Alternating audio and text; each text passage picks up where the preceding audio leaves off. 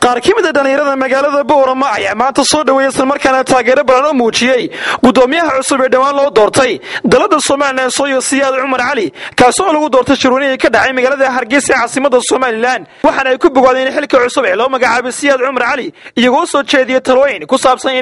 inuu si cadaalad iyo dhexdhexaad ugu shaqeeyo guud ahaan dhalinyarada Soomaaliland geesta kale dhalinyaradani waxay baaq u direen garabka kale iyaguna gudoomiye u doortay Cabdicasiis Xirsi Warsame iyaguna kamid ah dalada dhalinyarada Soomaaliland Sooyo inay kala jabin isla markaana kala qaybsanaan ku ridin Sooyo iyagoo dhalinyaro arrimahaas ka hadlayna waxay yiraahdeen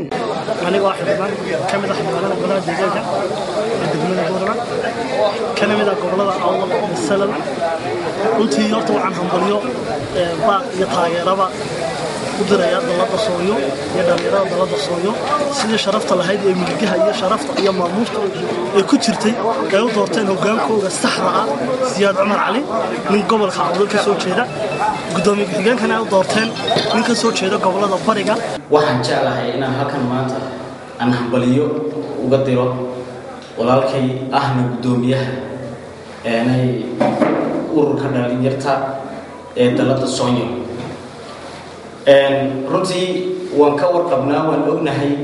ururka iyo marxaladii doorashada uu soo maray tan iyo markii la aasaasay waxaana ahayd runtii marxalada kala duwan oo aad u wanaagsan intii bariga u jiray laakiin intii dambe ayaa wax ku soo koobnaatay in xubna marka laga eego tira ahaan dalada kamida inay caqabad ku noqdeenba hawl socodkii iyo moogtahay sharcigii iyo waliba qaabkii wax loo dooranayay waxaan dhalinyarada Soomaaliland Sooyo Siyaad Cumar Cali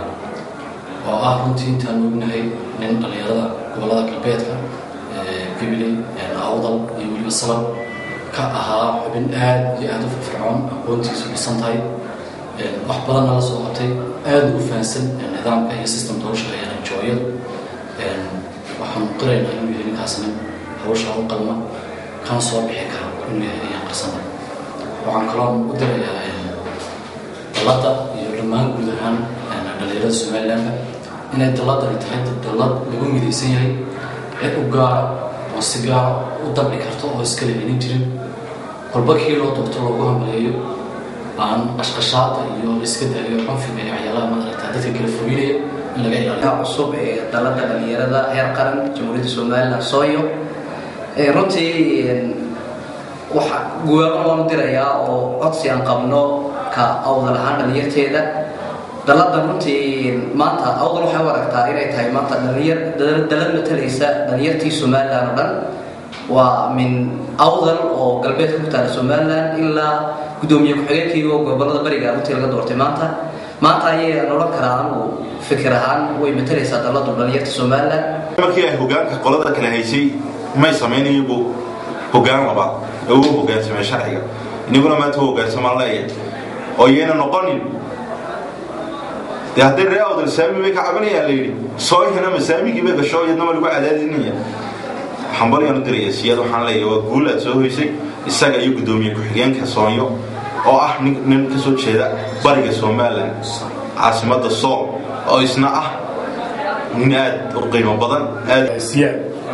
Cumar Cali waxaan leenahay Siyaad hambalyo xilkaad ku guuleysatay ilaahay kugu asturo waxaan leenahay kulli xubnaha kale ee kamid ah ururkaas dhamaantoodba inay la shaqeeyaan waa maalinba mid weeyi oo maanta hadii uu Siyaad qabtay bil qof kala qaban kara